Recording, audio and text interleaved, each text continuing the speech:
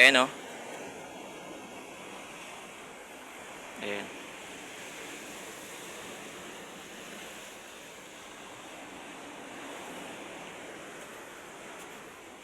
Naputol yung ano natin. Mga Q. Nag-erase pa ako ng ano, ng mga video. Dapat talaga tinitingnan talaga ng maayos to. Ito oh. Sana isang beses magkaroon yung mga estudyante kahit isang araw lang. Yan, magkaroon sila ng activities. Yan, dito sa New Washington na pupunta dito sa dagat, mamumulot ng mga basura. Katulad namin dati. Yan. Na merong kahit isang beses sa isang buwan. Yan, mamumulot kayo ng mga basura sa dagat. Parang ano na rin sa kanila yan eh, parang disiplina na rin sa kanila. Para ma-educate sila na yung basura, pag basta-basta itapon sa dagat, ganyan itapon sa tamang basurahan. Kasi itong mga basura na to, hindi naman ako naniniwala na galing to sa mga barko doon sa mga malalim na area. Itong mga basura na to, galing lang din naman to dito sa ano, sa atin, dito sa lupa. Ayan.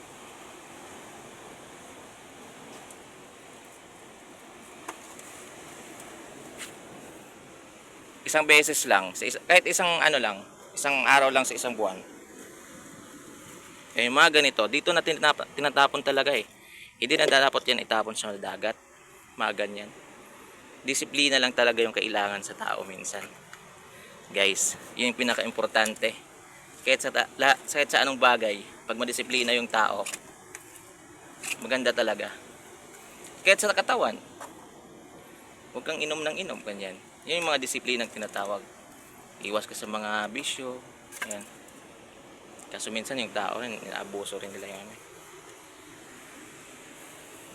Ito lang yung kunin natin, yung mga styro, yung mga hindi na halos to na ano ng dagat. Kumbaga,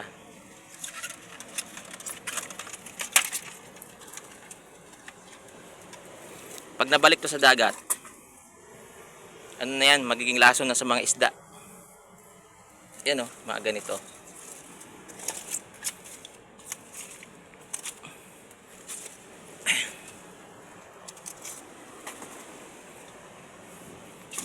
Dati, nag-aaral pa kami.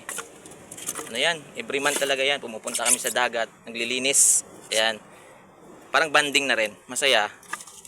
Kasi nagdadagat kayo eh. At the same time, nakakatulong pa kayo sa kalikasan. Kasi namumulot kayo ng mga basura na pwedeng maging epekto sa dagat. Ayan. Diyan, puntahan natin dyan mamaya. Ayun o, hanggang dun o.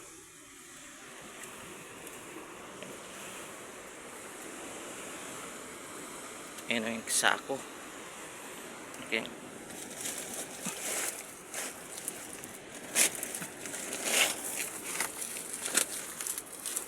Baho.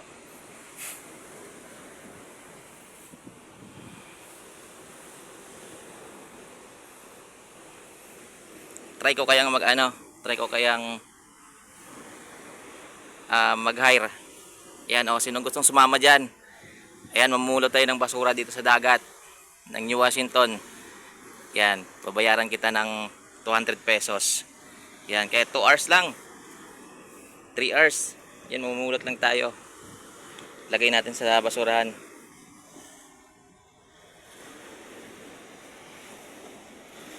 Hirap yung kunin, dapat tayo daan sa kabila.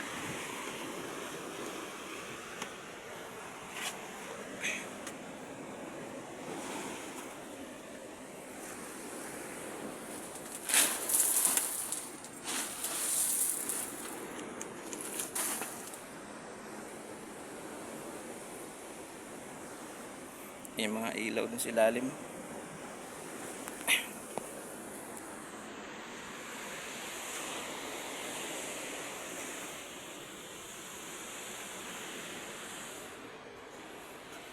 Yan. Ito. Ay.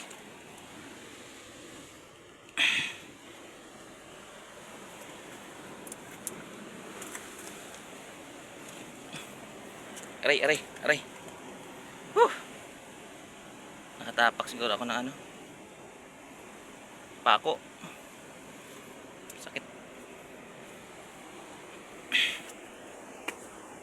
Ayan o.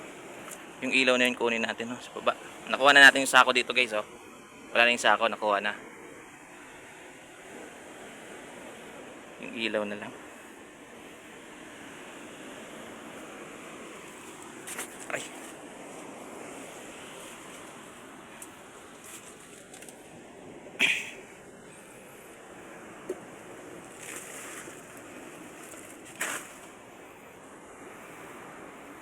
Ano lang.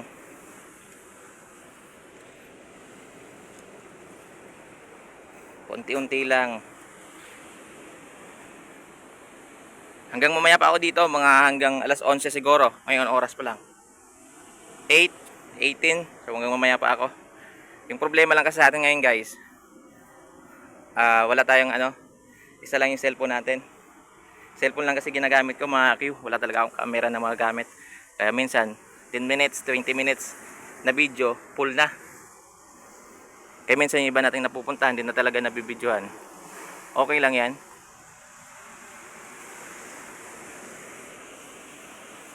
Ito.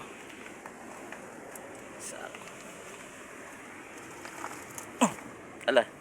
Hindi na yan. Baka ano yan mga Q. Baka yung panglaban yan sa sa alon. Ayun naman, nakaipit. Baho. Nabaho na dito mga Q.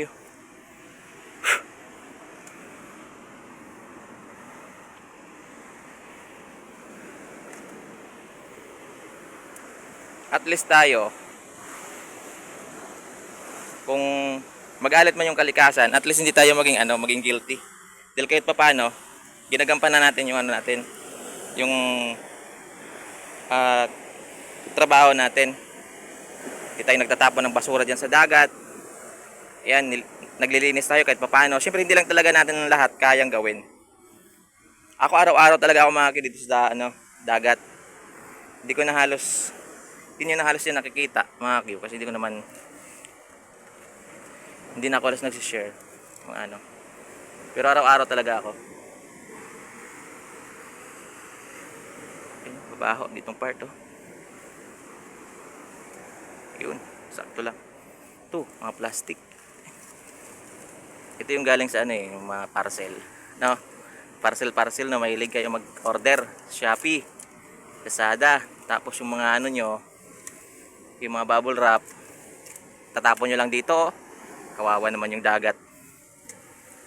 Kayo yung nag-enjoy sa laman, dagat yung naghihirap. Pabihira naman.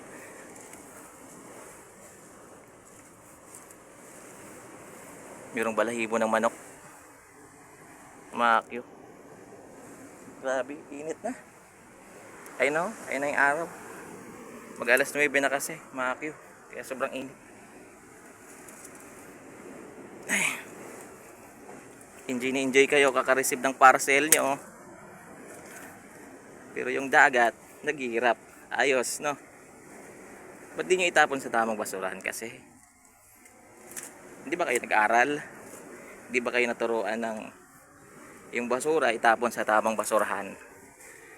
Kasi kami dati, kahit yung eskwelahan namin mahirap lang, hindi naman ganun ka bongga katulad sa iba, pero na-educate talaga kami na yung basura kailangan talaga itapon sa tamang basurahan.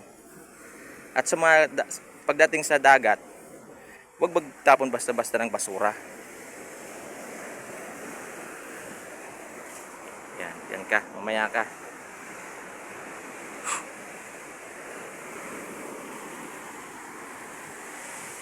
Yun yung yun yung hanggang ngayon nadadala ko talaga yung tinuturo na yan ng mga teacher namin dati.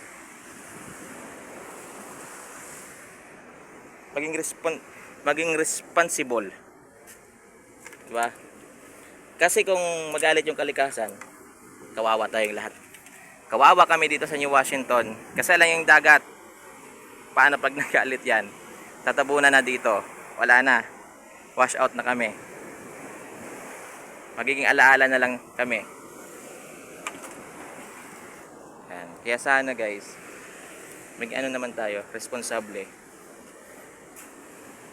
Huwag tapon ng basura, oy. Hindi basurahan yung dagat. Please lang po.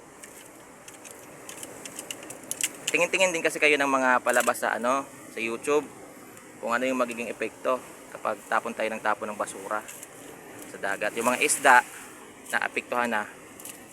Kita nyo ibang mangingisda halos dito sa New Washington, wala nang nahuhuli halos. Kasi ano na polluted na yung ano natin karagatan. Yung isda na, yung mga isda ano na lang, limitado na lang. Limited na lang yung isda. Aray. Yun may sako dun sa baba Sako.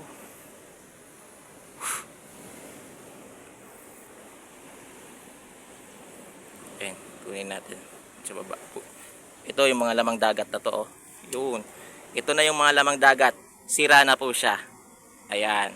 O diba, happy kayo? Sira na yung mga halaman na doon sa ilalim ng karagatan. Alam niyo kung bakit? Dahil yan sa sa mga basura na tinatapon natin. Yan nagiging lason sa kanila. Kaya ayan, wala na, patay na yung mga coral sa ilalim ng karagatan na to.